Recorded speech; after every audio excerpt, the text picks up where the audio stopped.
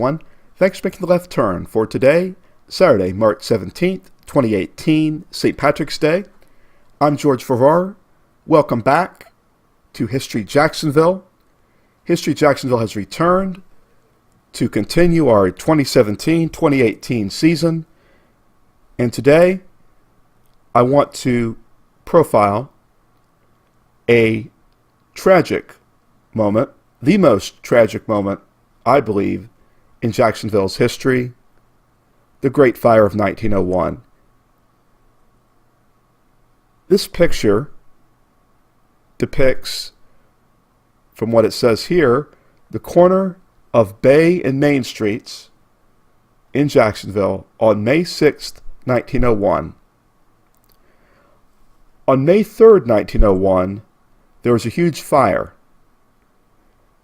and it destroyed most of the city. It was a huge calamity. A lot of people were homeless. 7 people died. People were scrambling everywhere, if not to fight the fire, to flee from the fire, hopefully with their family, friends, property, animals, livestock, goods. So everyone on the afternoon of May 3rd, 1901, were fighting desperately to survive, to flee, and for some people trying to stop what was an incredible disaster, a catastrophic disaster. And I'll talk with you about the origins of the fire and all of the impacts. Now here in this map, we see the scope of the fire. Towards the west, we see the starting point, which would be at in the corner of Union, what we know now today as Union, Beaver, Davis, and Lee Streets, and within that block. In that general area, keeping in mind, of course, that things change over time, and the wind and the fire swept east from northern La Villa into downtown, and you see everyone is running and fleeing, and people have loaded their wagons with their furniture. Okay, people are suddenly finding that they're becoming homeless.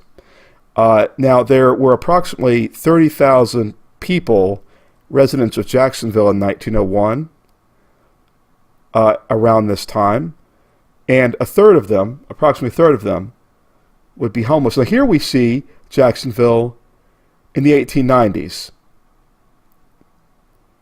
So there was a lot of growth after the Civil War, and tourism had come to the area, and huge hotels had built up. This is the St. James Hotel, now where our city hall is today. Previously, it was the Cohen Brothers department store. This hotel, though, was destroyed in the fire. St. John's Episcopal Church, also the original iteration, had been destroyed in the fire. So, ultimately, the Cohen Brothers would build where the St. James Hotel was. Now here, we see the Florida National Bank, and we see an early Jacksonville at the turn of the 20th century, going into the 20th century in the early 1900s. Here we see an example, a picture of the process of drying out Spanish moss, and there was a similar setup at the Cleveland Fiber Factory. It was named for W. Cleveland, the owner of the factory, and they would take things like feathers and horsehair and moss, and they would dry it so that they could stuff it into mattresses. Okay, people would fill their mattresses and cushions up with these kinds of things. Well, spark came off of a chimney from a house over on Beaver Street, and so before they knew it, everything was catching aflame. And not only that, as the buildings were beginning to burn, the roofs were kind of exploding with all the flames, the sparks would spark out and start fires elsewhere, and it created an impossible situation at the lunchtime hour on a Friday afternoon in Jacksonville, May 3rd, 1901. And this would create a lot of havoc.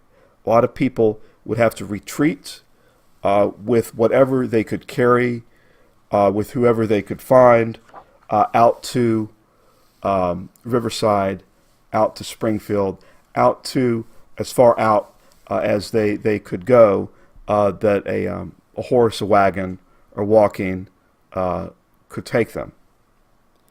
Again, this is before the era of cars, so you have everyone really trying to scramble around to deal with it. But hope would be on the horizon because people would come to the rescue. And amidst all of this, of course, people were taking pictures.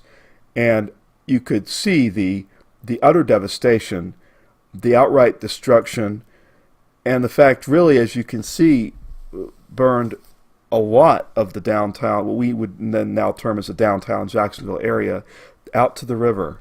Okay, it came to an end only in early evening when the winds subsided. Here we're seeing pictures of the destruction of the Duval County Courthouse at the time, the courthouse and the armory on Market Street. People were already erecting tents to get by.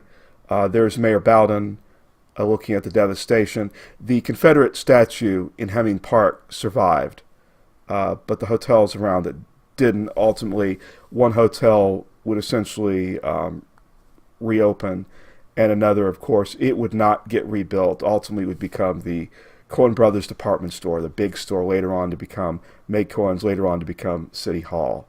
Okay, so great times were on the horizon for Jacksonville, and people from throughout the South, firefighters, charities, and people who came to rebuild and resupply the city, and also an architect, Henry J. Clutho, would come as well, and he would have buildings to design and build, including our current City Hall, the Cohen Brothers building. Here we see the devastation of the St. James Hotel, where City Hall stands today, where the Cohen Brothers department store, old Cohen Brothers department store, stands today, now our City Hall. We see that it was gone. It was devastated.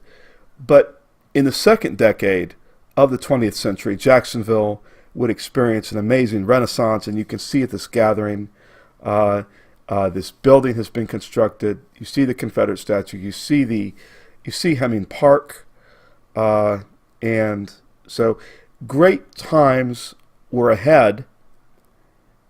And it's a great thing to be able to bring these moments to you, because we've not only looked at the 1890s, we've looked at the destruction that occurred in 1901, but now we're seeing the result later on from a lot of rebuilding that occurred. And some of the things that I talk about on History Jacksonville relate to buildings that were built around this time. So people really were able to get things back together and to grow. And Jacksonville would continue to grow throughout the 20th century, of course, as we are now currently I'm in the 18th year of our 21st century. So something really cool.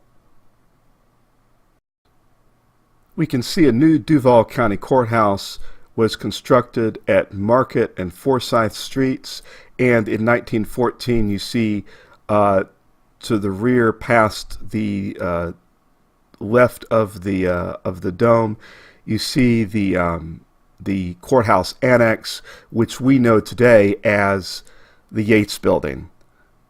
The dome and the early portion of the courthouse that was demolished in the early 1960s.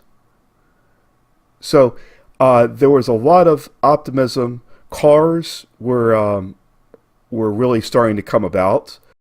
This is a picture of Central Grammar School, which was constructed after the fire. There was a big effort after the fire to build very solid buildings. that would last. Here we see the old United States courthouse and post office, the tower, which was later on demolished. Also, other buildings that we see here that were later on demolished.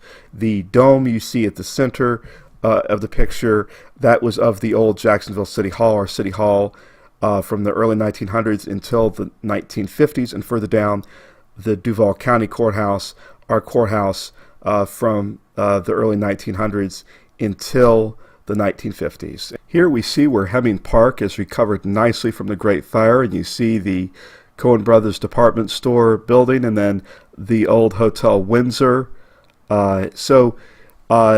Here we see Union Terminal, Jacksonville Terminal, back when there were trains.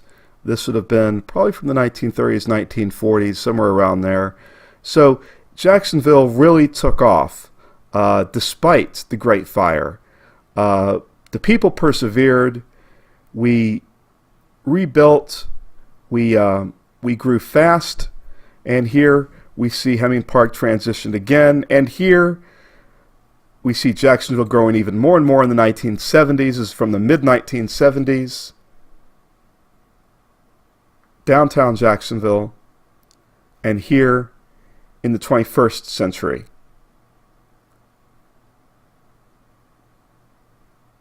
And here we see Jacksonville Terminal in 2018. And we see, now you see a promo for History Jacksonville. Okay, I have enjoyed bringing this episode of History Jacksonville to you. It's a unique episode because I was looking at a moment in Jacksonville history. That's why I wasn't on location with you today. But I will be on location on the south side and on the north side in April. So please stay tuned. The best is yet to come. I've got a lot planned as we head on into spring, and then we wrap things up for this season of History Jacksonville in early summer. So much to bring you, and I want to thank all of you out there who've been enjoying what I've had to provide you, whether it's Jacksonville history or from time to time Jacksonville politics. I want to definitely let you know that there's even more to come. I'll be talking more about that with you down the road. So, once again, thanks for watching. Take it easy. See you later.